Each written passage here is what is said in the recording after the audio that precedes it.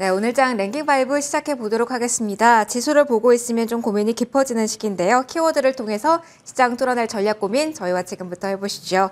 IS앳 이지원 대표, 차영주 MTN 전문위원 두 분과 함께 하겠습니다. 인사 먼저 드릴게요. 어서 오십시오. 안녕하세요. 안녕하세요. 자, 두 분과 함께 오늘 시장에서 부각되는 이야기들을 하나씩 열어보도록 하겠습니다. 장 초반부터 이야기를 가장 많이 들으셨을 부분부터 5위에 선정이 되어 있거든요. 열어보도록 할게요. 수주 실적은 계속된다. 리포트도 나왔고요. 시장 전반적으로 기대감이 높았던 섹터이긴 합니다. 방산주에 대한 포인트 지금 궁금해서 이 질문으로 시작을 해보도록 할게요. 위원님께 첫 번째 질문을 드려보도록 하겠습니다. 사실 이전부터 이야기를 많이 해주셨잖아요. 실적이란 키워드도 담보된 쪽이고요. 어떻습니까? 지금 자리에서도 실적에 대한 민감도가 조금 더 높아진다면 가장 어떻게 보면 안정적인 카드까지도 볼 수 있는 게 방산주 될 수 있을까요? 근데 방산주를 제가 이제 우리가 이제 직접적으로 오늘 관심 있는 게 현대로템인데요. 현대로템 같은 경우 오늘 8시 50분에 오늘 이제 리포트 시간에 다뤘던 겁니다. 근데 이제 리포트에 다뤘던 내용과 오늘 이제 뭐 일간지에 실린 기사 내용과는 전혀 다른 내용이 실려 있는 게 저는 깜짝 놀랐어요. 참 그런 걸 보면은 숫자의 이런 오류, 통계의 오류일 수도 있을 것 같고요. 아니요, 오류는 아니고요. 네. 우리가 이제 이런 숫자들을 명확히 분석하고 해석하는 게 중요하다라고 봐요. 언론지에 보면 수출 데이터를 가지고 얘기를 했습니다. 3월 달에 통관된 데이터를 보니까 전년 동기 대비 8,000%가 늘어났다. 회사가 즉각 얘기했죠. 우리 데이터 중에 8,000% 늘어나는 게 없는데요? 라고 회사가 밝혔죠. 통관 숫자만 놓고 보면 전년 대비해서 8,000%가 늘어났다라는 건데 우리 재무제표엔 그게 없어요 라고 회사는 얘기하고 있어요. 그러면 여러분들은 뭘 봐야 될까요? 언론의 단독 보도를 봐야 될까요? 회사 얘기를 봐야 될까요? 자, 오늘 나온 제가 이제 리포트 분석은 그렇습니다. 일단 현대로템은 두 가지 이제 우리가 그 변화가 있는데요. 하나는 K2 전차에 대한 수출, 폴란드 수출이고요. 하나는 우리가 이제 싱가포르와 남미의 지하철 수출입니다. 근데 리포트의 요지는 지하철 수주는 3년 내지 5년 동안 꾸준히 일어나는 거기 때문에 재무제표에 제가 아침에 표현한 거 그대로 속된 말로 반은 먹고 들어가는 거예요. 그러니까 이제 재무제표 반은 이건 깔고 가는 거고요. K2 전차 같은 경우는 이제 완성을 해서 우리가 수출을 한 다음에 그쪽 폴란드에서 이걸 성능 시험을 합니다. 이게 전차라는 것이 왔는데 정말 포가 잘 발사되는지 우리가 요구한 성능이 되는지 그걸 해서 오케이 우리 이거 인정할게 그런 매출로 잡히거든요. 그렇기 때문에 이게 단순히 수출과 매출과의 시간 갭이 발생한다라는 거죠. 4분기 때 어닝 서프라이즈가 나왔습니다. 그때는 K2 전차의 수출이 데이터가 잡혔고요. 이번에 통과는 됐지만 데이터가 언제 잡힐지 모릅니다. 2분기에 잡힐지 3분기에 잡힐지 만약에 만에 하나라도 하자가 있으면 하자 보수까지 해준 다음에 매출로 잡힌 거거든요. 이런 부분들을 여러분들이 보셔야 돼요. 그러면 어떻게 전략적으로 투자를 해야 되느냐라는 거죠. 일단 지하철 파는 거 갖고 반은 먹고 들어가고 요거는 이제 단락적으로 이루어진다라는 거죠. 무기 판매라는 것과 장비 판매가 똑같습니다. 우리가 이제 업종과 산업과 기업에 따라서 재무제표가 이제 표기되는 시기가 다 다른데요. 방산업체는 이게 수주가 많더라도 띄엄띄엄 잡히게 된다는 거죠. 그렇기 때문에 이런 뉴스에 급등할 때는 저는 따라서 해서는 절대 안 됩니다. 오히려 이게 지금 만약에 이제 1분기 실적이 발표가 되면서 생각보다 1분기 실적이 영업이익이 급감하거든요. 그렇기 때문에 그것 때문에 오히려 이런 긍정적인 뉴스만 보셨던 분들 재무제표를 이해 못한다면 쇼크로 이해하실 수도 있어요. 매출과 영업이익은 늘어나지만 영업이익률은 4.4 리포트에 밝히면 그 대신 영업이익은 급감하거든요. 그러면 그때 주가 빠질 때는 오히려 중기적으로 보면 어차피 K2 전차는 수출하는 거 아니겠습니까? 그때 가서 매수 시점이지 오늘 8,000%라는 거 회사도 부인하는 8,000% 이거에 너무 얽매이실 필요는 없다. 저도 아침에 추천드렸습니다만 지금 이 정도라면 너무 과열권이다라고밖에 말씀 못 드리겠습니다. 그러면 방산주 지금까지 실적을 무기로 해서 올라온 종목들이 많잖아요. 그런 종목들 일제히 봤을 때 지금은 어느 정도 수익을 챙겨야 되는 구간인지 그리고 동시에 이 대장주격 종목으로는 그래도 현대로템 중심으로 대응이 필요한지도 궁금해요. 저는 이제 현대로템이 대장주로 나설 수 있는 이유를 못 찾겠어요. 현대로템을 대장주로 나설 수 있는 이유를 못 찾겠고요. 어차피 데이터가 나오는 것들은 장기적으로 보기 때문에 나쁘다라는 건 아니고요. 우리가 장기적으로 볼 때는 이렇게 관심 있을 때는 오히려 뒤로 물러서라. 제가 항상 말씀드리지만 장기적으로 갈 때는 남들이 관심을 가질 때 뛰어들어서는 안 된다는 거죠. 현대로템의 무기 수출이 이 데이터가 확인된 게 오늘 확인된 거니까요. 언제 확인된 거일까요? 아니면 수출은 이미 언제 일어난 걸까요? 과거 데이터긴 하죠. 그렇죠. 이렇기 때문에 그 부분에 따라서 오늘 이제 관심이 좀 몰리는 거고 이제 트레이딩 하시는 분들이 많다라는 거고 관심은 가지십시오. 관심은 가지시는데 주가가 좀 떨어지면 그때 가서 다른 분들의 관심이 좀 식었을 때 오히려 냉정한 시각으로 유지하실 필요가 있다. 오히려 파란 불일 때 겁먹지 말고 들어가야 될 종목이 아니겠나 싶습니다. 알겠습니다. 지금 따라갈 자리는 아니라는 조언까지 들어봤습니다. 대표님의 시선도 궁금해서 이어서 질문 좀 드리도록 할게요. 사실 이 방산 같은 경우는 앞으로의 가능성에 대한 기대감도 상당히 높은 섹터인데요. 최근에는 우크라이나 이슈 관련돼서도 이야기가 나오고 방미 관련돼서도 엮이고 여러 가지 모멘텀이 기대하는 쪽도 분명히 있거든요. 실적 이외의 것을 본다면 단기적으로 업사이드로 볼 만한 요인도 보이실까요? 아니면은 여기서의 어느 정도의 자리를 잡힘 아니면 조정을 좀 기다리는 전략만이 최선일까요? 저도 이제 좀 전에 말씀하신 위원님하고 생각이 좀 비슷한데요.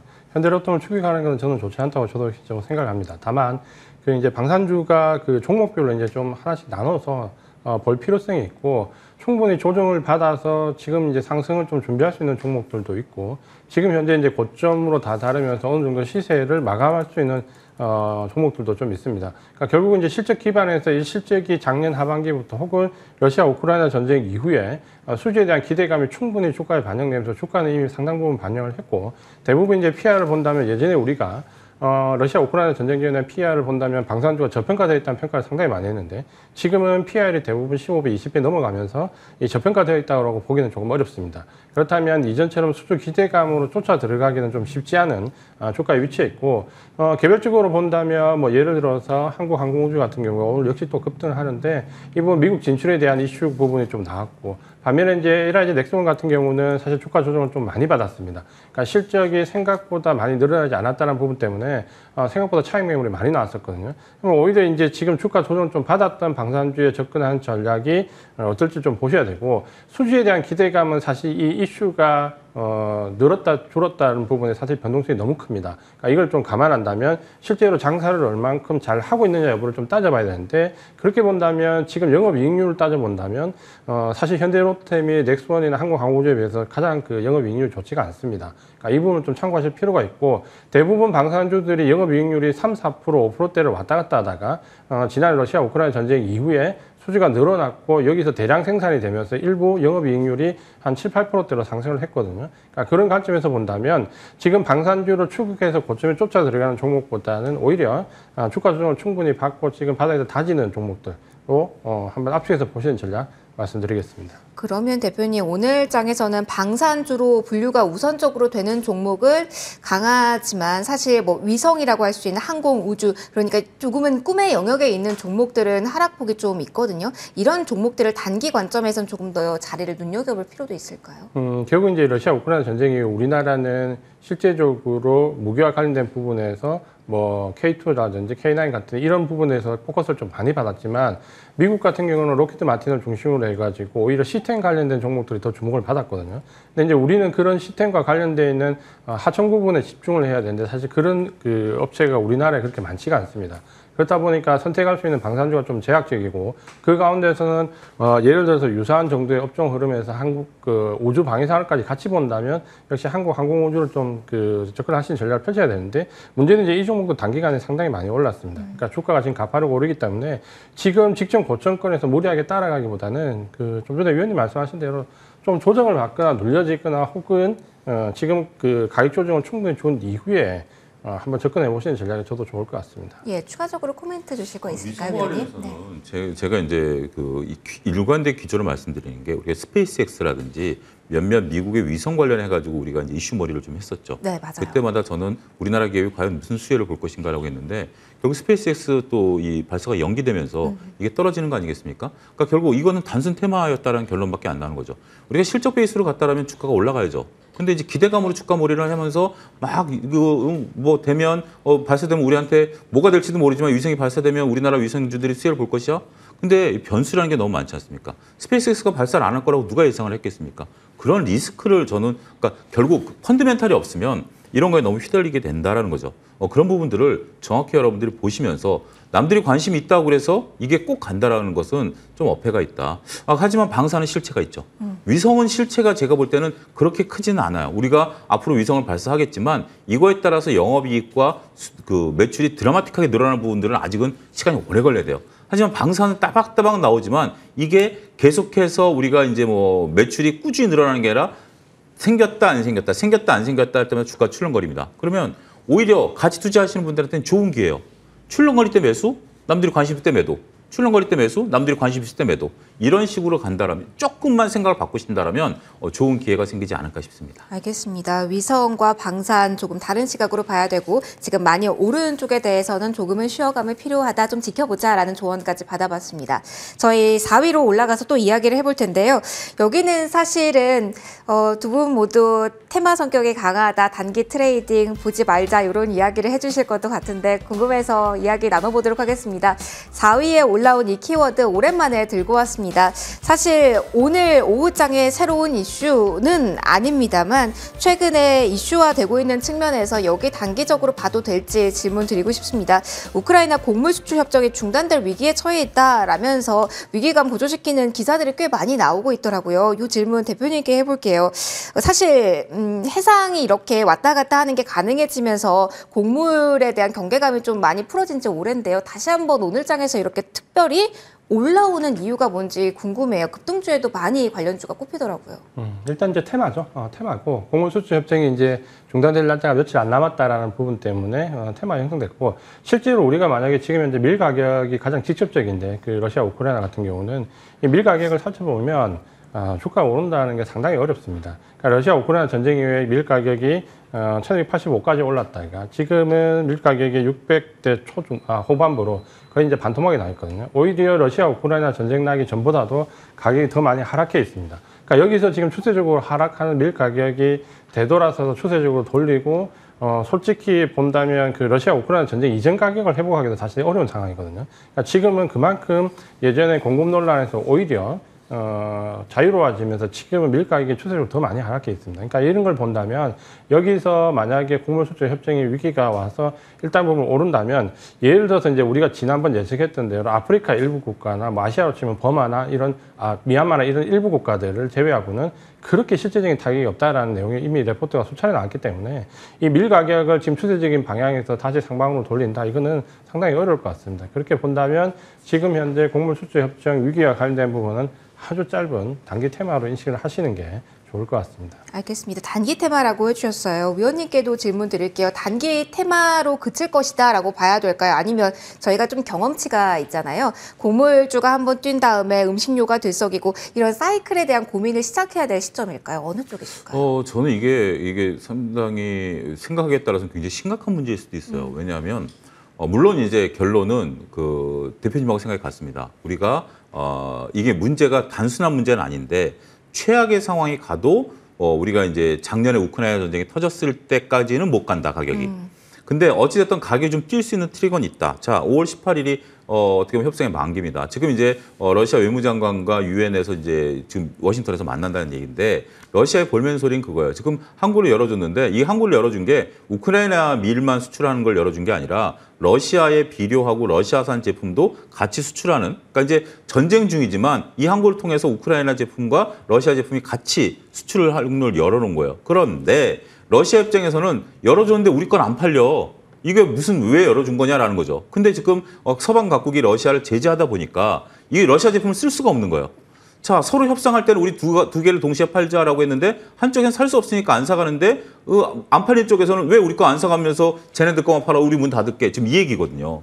근데 러시아 입장에서는 이거 단순하게 곡물로 끌고 가겠느냐. 지금 이제 보면 현재 지금 뭐 우리나라도 지금 지정학적인 리스크가 커지면서 다양한 국가들이 이제 무기 지원이라든지 여러 가지 지금 이제 전쟁 복잡성을 갑자기 띄기 시작하지 않았습니까? 그거에 하나의 트리거로 작용할 수도 있다는 거죠. 따라서 이 문제는 단순하게 항구를 닫고 안 닫고의 문제는 아닐 겁니다. 항구를 닫는다라는 러시아의 어떤 방침이라면 전쟁을 더 극한 상황으로 밀어붙이겠다라는 뒷배경도 있다라고 보는 거죠. 어찌됐든 이 상황은 지금 단순하게 끝날 문제로 보여지지는 않습니다. 하지만 이게 만약에 항구가 닫힌다 하더라도 곡물 가격이 뛰긴 할 거예요. 곡물 가격이 뛰긴 하지만 두 가지가 다릅니다. 그때랑 다른 거. 지금은 유동성이 없어요. 글로벌 유동성이 없다라는 거고 두 번째는 학습 효과가 있습니다. 결국 닫아봤자 지금 우리가 밀 재고도 많고 여러 가지가 있기 때문에 옛날처럼 뛰진 못할 거야. 하지만 단기 트리거는 될 거예요. 그래서 여러분들이 이게 테마로 움직이는 성격이 강하지만 그런 걸 적절히 이용하셔서 테마 좀 매매를 하셔야지 우리가 만약에 닿는 뉴스가 나오면 즉각적으로 작년처럼 그때까지 뛸 거야, 그때까지 난 보유할 거야 라고 보신다면 오산일 수도 있다는 겁니다. 알겠습니다. 뉴스의 무게감과 어느 정도 눈높이 조절이 필요하긴 하겠지만 관련된 뉴스를 살펴볼 필요는 있겠다라는 이야기, 트레이딩 관점 이야기까지 저희 정리를 해드리도록 하겠고요. 3위 이어서 체크해 보도록 할게요. 자, 3위 바로 열어보도록 하겠습니다. 테슬라 실적 영향이 있다라고 봐야 되는 건지 일제히 흔들리다가 그래도 오후장에 좀 많이 올라옵니다. 시선을 어떻게 잡아야 되는지가 많이들 이 시점에 딱 2시 구간에 궁금하실 것 같아서 하나씩 풀어가 보도록 할게요. 자, 먼저 위원님께 질문 드리겠습니다. 어제 테슬라에 대한 이야기를 저희가 해봤습니다. 자, 그런데 뭐 지금 본다라고 한다면 한 줄 평이 궁금해요. 테슬라 영향이 있다? 아니면 관련된 뉴스를 주시해야 된다? 여기에 대한 모멘텀은 이제는 별도라는 말씀을 해주셨는데 지금 상황을 보면 어떻습니까? 저는 이 테슬라 뉴스의 모멘텀을 새롭게 봐야 된다. 새롭게? 자, 이제 테슬라 같은 경우 이번에 실적을 보게 된다라면 Q는 증가했는데 영업이익은 좀 잘 안 나왔죠. 결국 더군다나 이제 이와 동시에 발표된 게 가격을 또 인하했죠. 가격을 또 인하하면서 지금 테슬라가 밝힌 것은 올해 판매 목표를 달성하기 위해서 가격을 인하한다. 그러면 Q는 늘어날 거예요. Q가 늘어나게 된다라면 셀이나 소재 업종에서는 좋죠. 결국 테슬라가 이게 가격을 인하해서 판매를 밀어붙이면 판매량이 늘어나기 때문에 전반적으로 봤을 땐 셀과 소재한테는 좋죠. 그런데 한편으로 생각해 보면 테슬라가 팔리면 그만큼 다른 게 안 팔리죠. 지금 경기 둔화에서 전체 글로벌리 팔리는 게 1억 대라면 테슬라가 만약에 그중에서 뭐 30%를 한 걸 40% 늘리면 다른 데가 10% 줄어드니까 썸은 똑같이 1억 대예요. 그러면 이건 어떻게 보면 셀과 소재 입장에서는 크게 보면 중립이죠. 테슬라가 Q가 늘어난다고 좋아하지만 전체적으로 파이를 보면 중립적이죠. 문제는 테슬라발 이렇게 가격 인하를 통해서 Q를 늘리게 된다면 테슬라가 지금 영업이익이 굉장히 줄어들지 않았습니까? 그럼 테슬라 입장에서는 물건을 팔는데 우리는 이익이 안 남고 셀과 소재만 이익이 남는다? 가만히 있겠습니까? 단가 인하 압력이 들어갈 수밖에 없다라는 거죠. 더군다나 지금 리튬이라든지 각종 소재 가격들이 떨어지고 있기 때문에 그러면 테슬라 입장에서 보면 자, 우리 고통 분담하자. 우리도 물건 많이 팔아줄 테니 우리한테 납품하는 거 10%씩 내려도 깎아.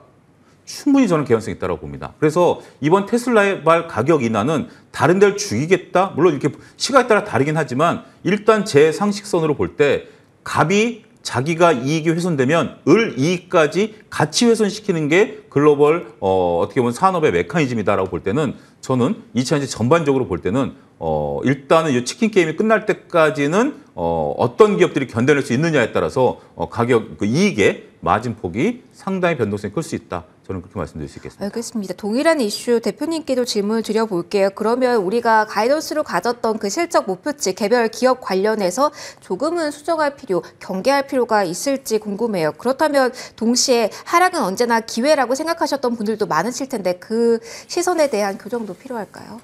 일단은 이제 그 개별 종목별로 이제 조금 깊게 들어갈 필요가 있죠.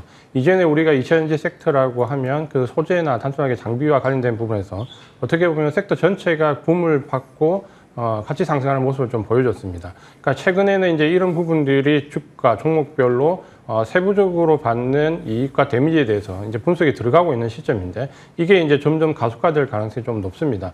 예를 든다면 지금 현재 테슬라가 만약에 가격 압박을 지금 그 2차전지 쪽으로 하기 시작하면 저는 분명히 할 거라고 보는데요. 그러면 여기에 이제 대체할 수 있는 업체가 있고 대체할 수 없는 업체가 있습니다.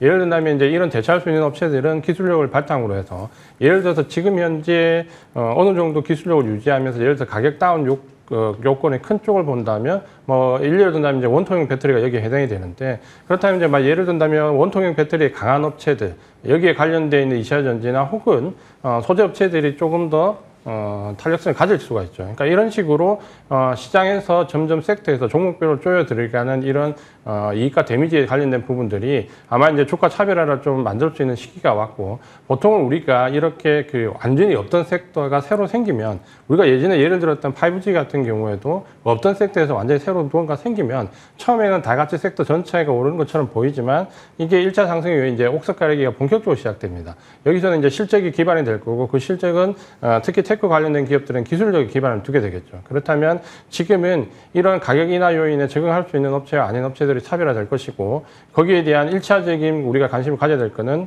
배터리 셀이나 배터리 소재에서 기존에 갖고 있던 부분과 최근에 대용량으로 발전되고 있는 원통형 배터리에서의 강점을 가진 기업들, 그러니까 이런 쪽으로 조금 압축해서 나가는 이제 그런 부분들이 필요하다, 이렇게 말씀드리고 싶습니다.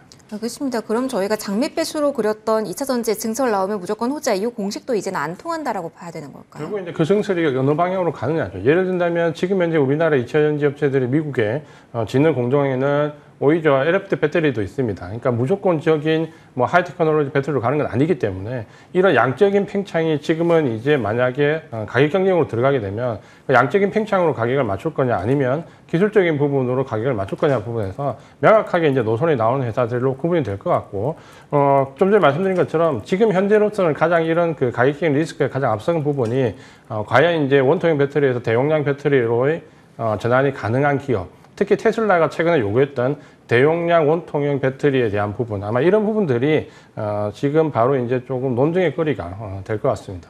알겠습니다. 저희 오늘 이 부분도 궁금하셨을 것 같아서 위원님께 추가적으로 이 질문 드리도록 하겠습니다. 지금 코스닥이 좀 많이 빠지고 있고요. 2차 전지 조정에 눈길 많이 가셨을 것 같은데 그 와중에 오늘 많이 빠지는 LNF 이야기를 좀 듣고 싶으실 것 같아서요. 위원님 여기에 대한 이야기를 좀 들려주셨으면 좋겠습니다. 예전에 저희 SK 하이닉스 이야기 나왔을 때도 한번 포인트 짚어주신 적이 있어서 이번에도 좀 복잡해서요. 정리 좀 부탁드릴게요. 이게 호재성 재료일까요? 아니면 학재성 재료일까요? 일단 뭐 지금 2차전지 변동성 말고 LNF만 본다라면 악재는 아닙니다. 변동성, 그러니까 2차전지가 지금 흔들리고 있는 것들만 제외하고 말고 그냥 이 뉴스를 가지고 이게 그 전반적인 뉴스 플로우로 보게 된다라면 제가 그때 SK하이닉스가 EB 발행으로 급락한 날 호재다라고 제가 말씀을 드렸어요. 네. 매수 관점으로 말씀드렸고 그게 이제 반등했죠. 자, 지금 LNF 같은 경우는 자사주를 갖고 있습니다. 이 자사주를 대상으로 해서 외국인들 대상으로 해서 현재 지금 이제 자금을 수혈을 하는 거죠. 그러면 자산 항목에 있는 투자 자산을 그 자본 항목의 자본금으로 전환하겠다라는 겁니다. 근데 지금 현재 LNF가 이제 설비 투자를 하는데 돈이 필요하지 않습니까? 돈을 이제 끌어와야 되는 입장이에요. 네. LNF 입장에. 돈을 끌어오는 입장에서는 일단 뭐 은행에서 돈을 빌리는 것도 있고 회사채를 발행하는 경우도 있고 CB를 발행하는 경우도 있고 주주들에게 유상증자를 하는 경우도 있죠. 이런 부분 중에 지금 이제 우리가 주식을 보유하고 있는데 그럼 주식을 팔아버리면 바로 현찰이 캐시가 들어오면 간단한 거 아닙니까? 근데 지금 자리에서 자사주를 팔아버리면 물량 부담 때문에 또 부담이 되죠. 그러니까 이걸 가지고 해외분들에게 EB를 발행한 거예요. 저는 이건 LNF가 선택한 것 중에 베스트 선택이다라고 말씀드릴 수가 있겠고 그런데 왜 주가가 오늘 외국인들이 특히 파냐? 네. 하이닉스랑 똑같습니다. SK하이닉스에 4일 동안 외국인들이 팔고 그다음에 외국인들이 샀거든요. 뭐냐면 LNF를 갖고 있는 외국인들 입장에서 본다라면 지금 이걸 EB로 바꿔야 되죠. 안 바꾸면 안 돼요. 왜 안 바꾸면 안 되냐면 지금 내가 주식을 100주를 갖고 있으면 100주를 그냥 갖고 있으면 주가 변동성에 따라 시세를 오죠. EB를 갖고 있으면 EB를 100주를 갖고 있으면 주가 변동성에 따라서 시세가 변동되지만 이자를 받거든요. 그렇다면 외국인들 입장에서는 당연히 EB로 바꿔야죠. 네. 그런 과정에 있어서 그렇다고 해서 외국인들이 100주 갖고 있는 거 EB 100주를 산다? 이거는 걔네들 그 물량을 갖고 있는 규정 때문에 그러면 100주 팔고 EB로 바꿔야죠. 그 과정이 지금 벌어지고 있는 거예요. 요건 변동성 제외하고 여기에 네. 이제 만약에 2차 전지 변동성이 생기면 좀 더 폭이 커질 수가 있겠죠. 따라서 우리가 지금 이제 그 기업들이 자금을 조달하는 과정에 있어서 이렇게 EB를 통해서 자금을 조달한다는 것은 굉장히 SK하이닉스가 발표했듯이 굉장히 긍정적이고요. 이 뉴스에 따라서 오히려 변동성이 커진다라면 만약에 다른 2차 전지들이 흔들리지 않는다라면 매수 기회죠. 근데 문제는 셈법이 단순하지는 않기 때문에 종합적으로 보셔야 되지만 EB를 바라봐야 되는 여러분들의 눈높이는 LNF가 결정을 잘했다. 이렇게 말씀드릴 수가 있겠습니다. 알겠습니다. 조금 더 장기적 시선으로 봐야 될 거긴 같아요. 가격이 어느 정도 설정이 되었는지까지 꼼꼼하게 다시 한번 장 마감 후에 가지고 계신 분들 확인해 보시면 좋을 것 같고요. 저희 2위, 1위 이어서 봐야 되는데 지금 자리에서 한번 이 질문을 드리고 가고 싶습니다. 코스닥이 2% 넘게 지금 하락하면서 888선입니다. 외국인 쪽에서 매도하는 물량이 심상치가 않고요. 원달러 환율 뛰는 흐름도 지금 가파르게 나타나고 있어서 경계감을 더욱더 키워야 되는 건지 지금 어떤 시선이 필요한 건지 두 분으로부터 각각 지금 자리에서 시장 평가를 좀 받고 1, 2위 좀 짧게 보고자 합니다. 먼저 대표님께 이야기 들어보려고 합니다. 지금 코스피 쪽에서의 흐름은 좀 어느 정도의 하락폭 그래 쉬어가는구나 싶은데 코스닥이 장 후반으로 갈수록 많이 밀려요. 지금 어떤 관점으로 시장 코스닥 쪽 봐야 될까요? 일단 이제 코스닥은 그동안 사실 주가가 이상 급등했던 부분들이 상당히 많았습니다. 물론 이제 그게 장기 가치를 찾아간다고 하더라도 코스닥에서의 그 개인 매수세가 어떻게 보면 2차전지 소재를 중심으로 계속해서 순환매 형식으로 우리가 속칭 얘기하는 폭탄 돌리기 형식의 매수세가 좀 나왔습니다. 그러니까 이런 부분들이 장기 관점에서 뭐 투자 잘못됐다라고 말씀드리기는 어렵겠지만 적어도 지금 현재 단기 수급으로 본다면 외국인들은 여기서 차익 실현은 충분히 할 만한 욕구를 불러일으킬 만하고 여기서 외국인들의 선택이 코스피에 집중된다는 것은 지난주도 확연하게 보입니다. 특히 최근에 이 외국인 수급을 보면 선물을 이용해서 프로그램 매도를 상당히 유발시키면서 오히려 코스피 시장에서는 반도체나 자동차나 제약을 중심으로 이 프로그램 매도 물량을 유발시키고 저가에 받아가는 모습을 보이는 반면에 코스닥에서는 오히려 대거 차익 실현을 합니다. 그러니까 지금 현재 외국인의 순매수 기조가 HTS상에서 많지 않게 나오더라도 예를 든다면 이번 주 들어서 포스코 관련된 그룹주들이 급등을 할 때 외국인들은 그 당일 하루만 해도 포스코 관련주만 5천 원 넘게 매도를 했습니다. 그러니까 이런 식의 외국인들의 차별화된 전략은 장기적으로 본다면 오히려 단기 과열권에서의 차익 실현과 중장기 종목의 매집이라는 선순환 그 수급 구조를 보여주고 있습니다. 다만 코스닥에 몰려 있는 일부 이제 개인들 같은 경우에는 여기에 수급상의 직격탄을 맞을 수 있기 때문에 이 부분이 상당히 부담이 될 수 있고 시장의 방향이 그렇다면 지금 현재 실적 시즌에 들어와서 내려갈 자리에서 내려가지 않는다라는 부분은 오히려 외국인들의 시각이 쫓아 들어가는 코스피의 지수 관련되어 있는 대형주 종목 쪽으로 지금 매기가 옮겨갈 수 있다는 부분을 좀 생각을 하시고 대응을 하시는 게 좋을 것 같습니다. 알겠습니다. 고민이 지수 자체에 많으실 것 같아서 짧게라도 조언을 듣고 넘어가도록 하겠습니다. 위원님, 지금 자리에서 변동성을 제외하고 2차전지 시장을 좀 봐주시긴 했는데요. 전반적으로 봤을 때는 어떻습니까? 경계감 어느 쪽에 더 키워야 될까요? 변동성만 놓고 본다라면 지수가 현재 두 가지죠. 5일선을 개파락했고요. 코스닥 900이 깨졌습니다. 2% 넘게 하락하고 있고요. 첫 화면 동참하라는 증시 격언이 지금 떠오릅니다. 따라서 보유하고 계신 것 중에 50% 이상은 매도를 좀 권해드리고요.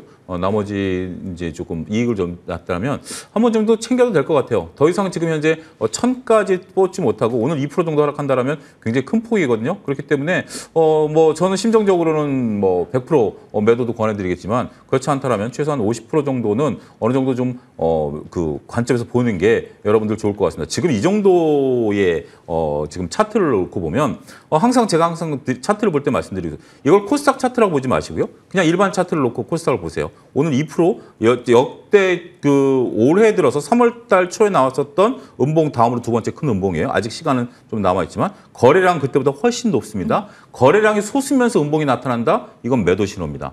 이건 뭐 교과서에 나온 얘기예요. 제 의견이 아니라 차트 교과서에 나온 얘기입니다. 그 부분을 가지고 여러분들의 냉정한 판단이 필요하지 않을까 싶습니다. 경계가들을 높여야 되긴 한다. 챙길 수 있으면 챙기자라는 시장의 조언까지 들어봤습니다. 저희 남은 2위, 1위 좀 짧게 조언 받아보도록 할게요. 시장 상황 감안해서 코멘트 수정해서 주셔도 될 것 같습니다. 원전에 대한 이야기가 일단 준비되어 있습니다. 하지만 동시에 변동성이 큽니다. 자, 시장에 대해서 흔들림이 가속화된다라고 가정을 한다면 이달 말에 예정된 방미 이슈 어떻게 원전주에 영향 플레이가 될지 대표님께 원전주에 대한 이야기 들어보도록 하겠습니다. 어떤 관점으로 지금 시장에서는 이쪽 봐야 될까요? 결국 이제 원전은 지금 현재 해외발 수주에 대한 모멘텀, 여기 수주에 대한 기대성, 여기에 달려 있다고 봐야 되고 또 한 가지는 지금 미국의 웨스팅하우스와 어느 정도 합의점을 찾아가고 있다라는 부분인데 이건 호재기는 분명하지만 과연 그 배분율이 어느 정도 수준인가? 지금 우리가 주장하는 거는 웨스팅하우스 자체가 원전 기술력이 건설 능력이 전혀 없기 때문에 결국은 한국 업체들이 건설을 하게 될 건데 우리가 수주를 해서 웨스팅하우스의 그 원천 기술에 대한 지급료를 하는 예를 들어서 우리가 7이냐 미국이 3이냐 아니면 웨스팅하우스가 지난번처럼 수주를 해서 우리나라에 하청 주는 구조로 간다면 오히려 웨스팅하우스가 7이 되고 우리가 3이 되겠죠. 그러니까 이 차이가 7대 3이 누가 7이냐 부분이 가장 첨예하게 문제가 될 것 같고 그러니까 이 부분이 명확해지기 전까지는 만에 하나라는 게 있기 때문에 접근할 때 좀 조심할 부분이 있고 지금 미국의 웨스팅하우스 절차를 보면 이게 분명히 제 생각에는 배분율의 걸림돌로 작용을 할 것 같습니다. 그러니까 이 부분을 좀 조심하셔서 투자를 하셨으면 좋겠습니다. 리스크 요인이 있는 부분 꼼꼼하게 원전 섹터에 대해서 점검 받아봤습니다. 저희 1위로 준비된 키워드도 조언 짧게 받아보도록 할게요. 항공에 대한 이슈가 있어서 이쪽 보도록 하겠습니다. 사실 실적이란 키워드 중심으로 오늘 많이 움직이고 있는 것 같은데 종목들을 쭉 보면 자리가 다 다릅니다. 어떤 포인트를 더욱더 주시해야 되는지 보도록 하겠습니다. 오늘 항공주 좀 변동성이 크고요. 여행주는 좀 잠잠합니다. 좀 내리는 편인데 자 위원님께 이 부분 질문 드려보도록 할게요. 포인트는 어디에 맞춰서 이쪽을 봐야 될까요? 실적의 증가죠. 지금 현재 여러분들 LCC나 대한항공이나 해외 어떤 사이트를 들어가서 보시더라도 항공주가 비슷할 거예요. 일본 같은 경우 지금 현재 LCC가 40에서 50, 그다음에 이제 대한항공 같은 경우 50에서 60이기 때문에 단돈 10만 원밖에 차이 안 납니다. 그런데 그렇다면 누가 수익성이 더 좋을까요? 당연히 LCC죠. 그렇기 때문에 그 부분을 좀 보셔야 된다라고 1분기 실적이 굉장히 잘 나올 거다라는 증권가 전원도 있고 이런 부분이죠. 유리할증료 부분은 이거는 어쨌든 유리할증료라는 건 오르고 빠지는 거기 때문에 이거에 대한 새로운 트리거가 된다라고 보기는 어려워요. 그래서 저는 조금 앞으로 더군다나 올해 같은 경우 지금 현재 코로나 이전과 비교하면 비행기 표 구하기가 어려워요. 시간이. 그만큼 지금 공급이 줄어 있는 상태예요. 근데 이게 지금 비행기가 리스를 반납한 게 많아가지고 올해 도입되는 비행기가 그렇게 많지가 않습니다. 그래서 이 당분간에 공급자 우위의 시장은 유지될 가능성이 높다. 그래서 저는 LCC는 좀 올 한 해 내내 끌고 가도 저는 재밌지 않을까 싶습니다. 알겠습니다. 그러면 오늘 TVA 관련해서 이야기 많이 나오면서 4월 24일 실적 나온다고 하거든요. 이렇게 일정 잡힌 거를 활용을 해야 될까요? 아니면 말씀해 주신 것처럼 쭉 보는 전략이 좋을까요? 트레이딩도 충분히 가능하고요. 그러니까 결국 이런 종목 같은 경우는 비중이 높다라면 트레이딩 하시고요. 그렇지 않다면 1-20% 정도는 그냥 차분히 놔두고 끌고 가셔도 충분히 좋지 않을까 싶습니다. 알겠습니다. 저희 1위부터 5위까지 키워드 쭉 살펴봤습니다. 오늘 시장에 대한 조언까지 들어봤는데요. 다음번에 저희 추천주는 받아보도록 하고요. 랭킹5는 여기서 마무리 짓도록 하겠습니다. 시장의 흔들림 큽니다. 자, 오늘 마무리까지 저희와 함께 하시면서 전략에 대한 고민은 함께 해보시면 좋을 것 같습니다. 인사드릴게요. 지금까지 차용준 MTN 전문위원 IS의 이지원 대표 두 분과 함께 시간 꾸려봤습니다. 고맙습니다.